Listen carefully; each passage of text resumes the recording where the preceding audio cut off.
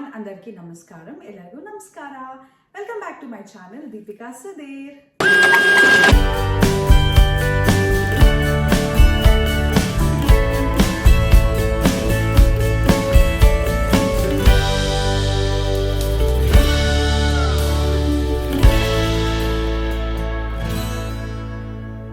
ఈరోజైతే మాకు గురు పౌర్ణమి అండి. మాకు ఈసారి గురు పౌర్ణమి సాటర్డే వచ్చింది. ఇండియాలో సండే వచ్చింది కదా. కాకపోతే మేము ఇండియాలో ఏ డే వస్తే ఆ డే ఇక్కడ సెలబ్రేట్ చేసుకోము. ఆ పౌర్ణమి అనే తిథి ఏ రోజు వస్తుందో ఆ రోజు సెలబ్రేట్ చేసుకుంటాము. మాకైతే సాటర్డే ఫుల్ డే వచ్చింది పౌర్ణమి, అండ్ సండే జస్ట్ ఫ్యూ అవర్సే ఉంది కాబట్టి సాటర్డేనే మేము గురు పౌర్ణమి చేసుకుంటున్నాం ఈసారి. నేను ఈ వ్లాగ్లో మా ఇంట్లో గురు పౌర్ణమి పూజ ఎలా చేసుకోబోతున్నానో మీకు చూపించబోతున్నాను. పూజ తర్వాత మేమైతే టెంపుల్కి వెళ్దామని చెప్పేసి ప్లాన్ చేసుకున్నాము. నేనైతే ఆల్రెడీ రెడీ అయిపోయాను. ఇంకా పూజ గది అలంకారం చేసుకొని పూజ చేసేయడమే. ఈరోజు గురు పౌర్ణమి కాబట్టి సాయిబాబాకి కొంచెం అభిషేకం అలాంటివి కూడా చేసుకుంటాను నేను.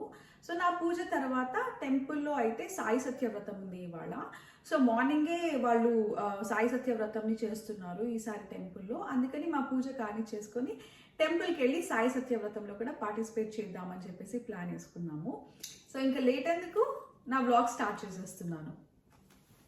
నేను లేవగానే ఫస్ట్ రోబోరాక్ ఆన్ చేసేసాను. వాక్యూమ్ అండ్ మాప్ మోడ్లో పెట్టి వెళ్ళి నేనైతే రెడీ అయిపోయేసి వచ్చేసాను. ఇంట్లో రోబోరాక్ ఉన్నందువల్ల నాకైతే చాలా వరకు పని తగ్గింది. లేకపోతే మాపింగ్ అండ్ వాక్యూమింగ్ చేసేయాలంటే ఇంకొక హాఫ్ అన్ అవర్ ఎక్స్ట్రా అయిపోతుంది ప్రతిసారి. కిచెన్ అండ్ స్టవ్ అయితే నేను నైట్ పడుకునే ముందే క్లీన్ చేసేసి పడుకున్నాను.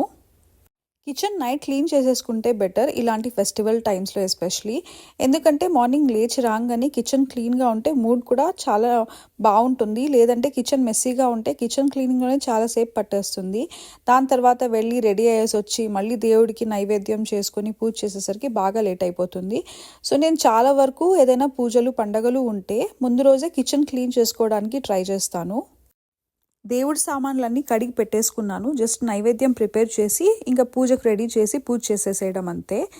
నేను ఎవ్రీ పౌర్ణమికి సత్యనారాయణ స్వామి పూజ చేస్తాను. వ్రతంలాగా చేసుకోను, కానీ దేవుడికి కేసరి బాత్ అయితే చేసి పెడతాను ప్రతిసారి. ఈరోజు గురు పౌర్ణమి కూడా అయ్యేసరికి ఇంకొంచెం ఎక్కువ చేస్తున్నాను. ఎందుకంటే ఫ్రెండ్స్కి కూడా కొంచెం ఇద్దాము ప్రసాదం లాగా అని చెప్పేసి. లేకపోతే చాలా తక్కువ క్వాంటిటీలో చేసి దేవుడికి పెడతాను. ఎందుకంటే ఎక్కువ వేస్ట్ చేయడం ఇష్టం ఉండదు. ఎంత కావాలో అంత క్వాంటిటీ మాత్రమే చేసి దేవుడికి నైవేద్యం లాగా పెడతాను. నేను కేసరి బాత్ అయితే చాలా సింపుల్గా చేసేస్తాను. ఫస్ట్ అయితే రవ్వ తీసుకొని బాగా వేయించేసుకుంటాను. సిమ్లో పెట్టి వేయించేసుకోవాలి. మనకి మంచి స్మెల్ వస్తుంది. అప్పుడు రవ్వ బాగా రోస్ట్ అయిపోయినట్టు. రవ్వ సరిగ్గా రోస్ట్ అవ్వకపోతే ఏమవుతుంది అంటే మనము ఫైనల్గా చాలా స్టిక్కీగా ఉంటుంది. టేస్ట్ కూడా అంత బాగా రాదనమాట. సో రవ్వ బాగా వేయించుకోవాలి. నేను ఇంతకు ముందు అయితే 1 కప్ రవ్వ తీసుకుంటే 1 కప్ వాటర్ ఇంకా 1 కప్ మిల్క్ వేసి కేసరి బాత్ చేసేదాన్ని. బట్ అది ఫ్రిడ్జ్లో పెట్టి నెక్స్ట్ డే తింటూ ఉంటే టేస్ట్ ఒకలాగా ఉండేది, బాగా అనిపించేది కాదు. సో అప్పటి నుంచి నేను పాలు వాడను, జస్ట్ వాటరే వేస్తాను. ఇంకో టిప్ ఏంటి అంటే మీరు రవ్వ వేయించేసిన తర్వాత బాయిలింగ్ వాటర్ వేసుకోవాలి. అప్పుడు పర్ఫెక్ట్ టెక్స్చర్ ఇంకా కన్సిస్టెన్సీ వస్తుంది. మనం ఒకవేళ కోల్డ్ వాటర్ వేసేసామనుకోండి మళ్ళీ అది స్టిక్కీగా తయారైపోతుంది. సో ఈ టిప్ అయితే గుర్తుపెట్టుకొని ప్రిపేర్ చేయండి నెక్స్ట్ టైం. నేను యూజువలీ 1 కప్ రవ్వ తీసుకుంటే 2 కప్స్ వాటర్ వేస్తాను.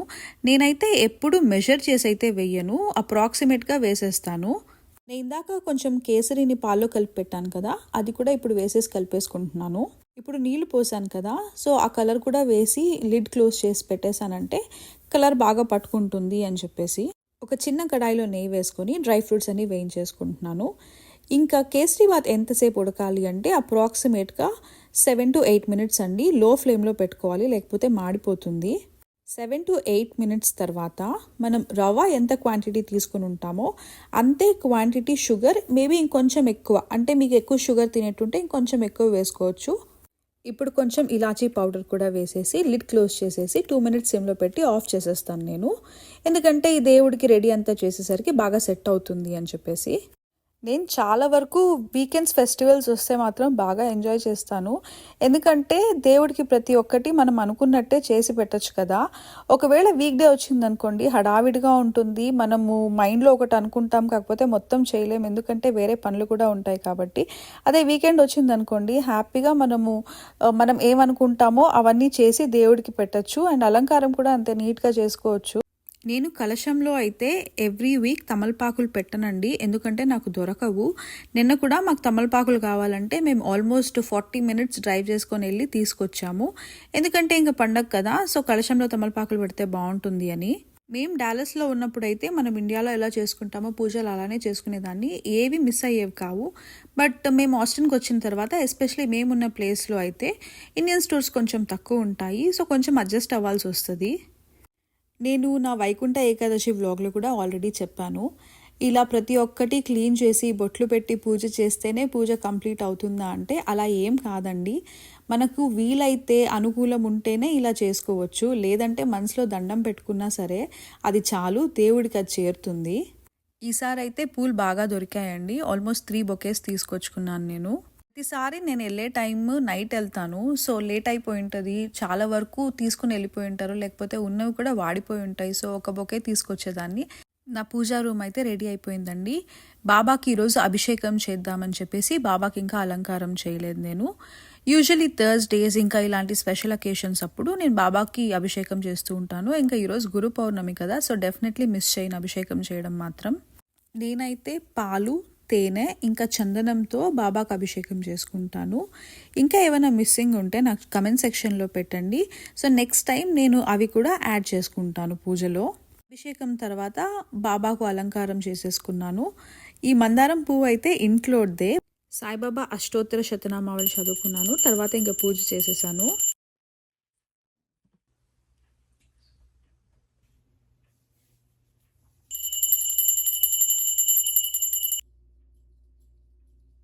ఇంట్లో పూజ చూసేసారు కదా, సో పూజ అయితే హ్యాపీగా చేసేసుకున్నాను. ఇప్పుడు టెంపుల్కి వెళ్తున్నాము. చెప్పాను కదా టెంపుల్లో సాయి సత్యవ్రతం ఉందని, సో మేము వెళ్ళే టైంకి కరెక్ట్గా ఉంటుంది. ఇప్పుడు బయలుదేరితే మా ఇంటి నుంచి అయితే టెంపుల్ 40 minutes డ్రైవ్, సో ఇంకా టెంపుల్కి బయలుదేరేద్దాం.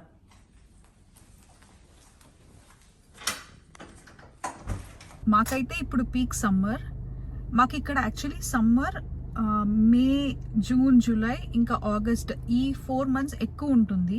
యాక్చువల్లీ మార్నింగ్ 10 అలా అవ్వొస్తుంది, బట్ బయట ఎండ మధ్యాహ్నం 1 o'clock లేదంటే 2 o'clockలో ఉంటుంది కదా, అంత వేడిగా ఉంది బయట. ఇప్పుడు చూపిస్తుంది అయితే మెయిన్ టెంపుల్, కాకపోతే సాయిబాబా టెంపుల్ సెపరేట్గా ఉంటుంది ఈ గుడిలో. అందుకనే మేము డైరెక్ట్గా బాబా టెంపుల్కి వెళ్ళిపోతున్నాము, ఎందుకంటే సాయి సత్యవ్రతంలో కూర్చోవాలి కాబట్టి ఇంకా లేట్ చేయడం ఎందుకు, ఫస్ట్ బాబా టెంపుల్కి వెళ్ళిపోదామని అక్కడికి వెళ్ళిపోయామన్నమాట. పూజ నాకు తెలిసి స్టార్ట్ అయిపోయినట్టుందండి, వినిపిస్తుంది కదా, సో మోస్ట్లీ సంకల్పం జరుగుతుంది.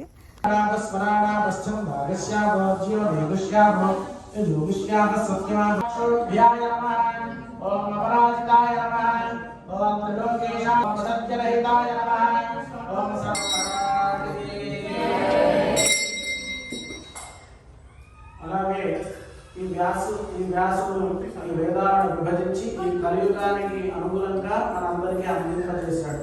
ఈ యుగంలో అవతారం భావిస్తాము అని చెప్పినట్టుగా పరిత్రాణాయ సాధూనాం వినాశాయ చతుష్కృతాం ధర్మ సంస్థాపన వాళ్ళందరినీ కూడా రక్షింపచేస్తూ ధర్మ మార్గమైనటువంటి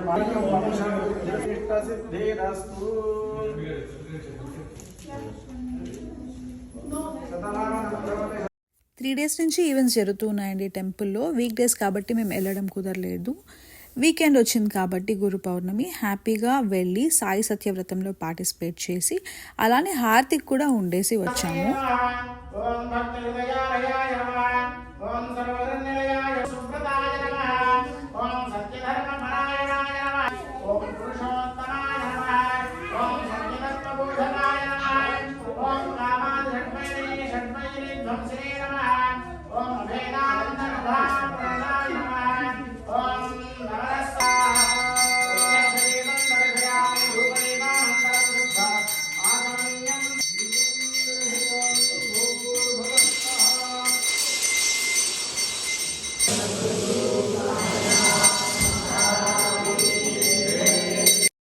నాకు సాయిబాబా అన్ని హారతుల కంటే మధ్యాహ్న హారతి అంటే చాలా ఇష్టం.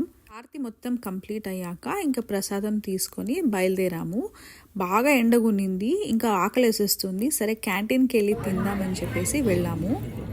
చాలా పెద్ద టెంపుల్. నేనైతే ఒక వ్లాగ్ చేద్దామనున్నాను. మొత్తం టెంపుల్ ఎలా ఉందో అవన్నీ చూపించడానికి ఒక వ్లాగ్ చేద్దామన్నాను. సో మేబీ ఇంకో నెక్స్ట్ 2 వీక్స్లో ఆ వ్లాగ్ పోస్ట్ చేస్తాను.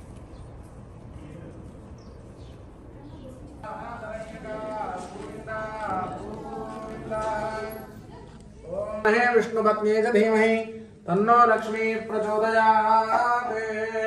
నిన్న ఆడి మాసం స్టార్ట్ అయింది కదా, అందుకని దీపానికి అమ్మవారిలాగా అలంకారం చేసి దీపం వెలిగించారంట.